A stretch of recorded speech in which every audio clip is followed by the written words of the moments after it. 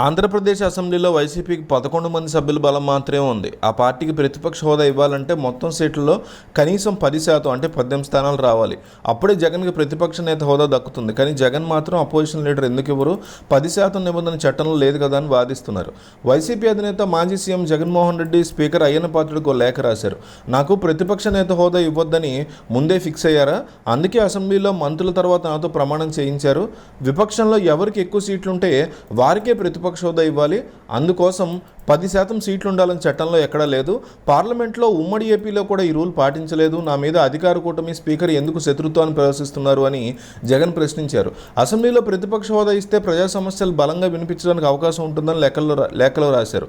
రాజ్యాంగంలో salaries and allowances of leaders of opposition in parliament act 1977 ప్రకారం article 168 నుంచి 221 వరకు అసెంబ్లీలు మండళ్ల నిర్వహణ విధుల గురించి ప్రస్తావన ఉంది.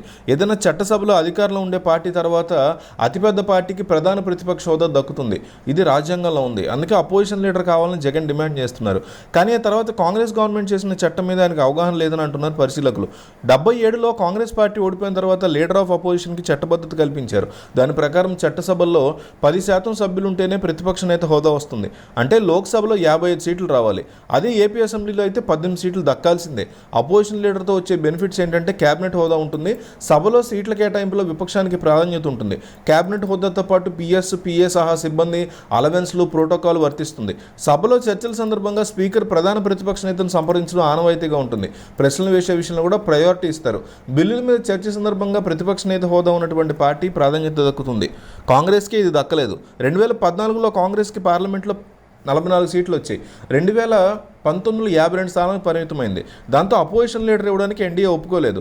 ఆ టైంలో ప్రతిపక్ష నేత హోదా కోసం సుప్రీంను ఆశ్రయించిన కాంగ్రెస్ కానీ తాము స్పీకర్ అధికారంలో జోక్యం చేసుకోబోమని సుప్రీంకోర్టుకి పిటిషన్ తిరస్కరించింది. దాంతో లోక్సభలో రెండో పెద్ద పార్టీ అయినా కాంగ్రెస్కి అపోజిషన్ హోదా రాలేదు.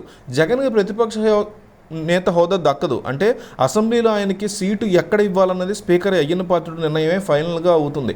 సభ జరుగుతున్నప్పుడు చర్చకి టైం కేటాయించిన అవసరం లేదు. జగన్ సాధారణ ఎమ్మెల్యే మాత్రమే, పులివెందుల ఎమ్మెల్యే మాత్రమే. ఆయన క్యాబినెట్ హోదా ఉండదు. సాధారణ ఎమ్మెల్యే హక్కులే ఉంటాయి. గత 5 ఏళ్లలో అయ్యన్న పాత్రుడి మీద కేసులకు సంబంధించినటువంటి పెట్టిన జగన్ ఇబ్బందులు పెట్టారు. ఇలాంటి పరిస్థితుల్లో చట్ట ప్రకారం కూడా జగన్కి అపోజిషన్ లీడర్ వచ్చే అవకాశమే లేదు అయినప్పుడు అయ్యన్న పాత్రుడు ఎందుకు ఇస్తారు? అందుకే ఆయన కనీసం సమాధానం కూడా చెప్పలేదని త్వరలోనే సమాధానం చెప్తారని తెలుస్తోంది. సో జగన్కి అపోజిషన్ లీడర్ ఇవ్వాలా వద్దా అనేది ప్రజలు ఏమనుకుంటున్నారో చెప్పండి.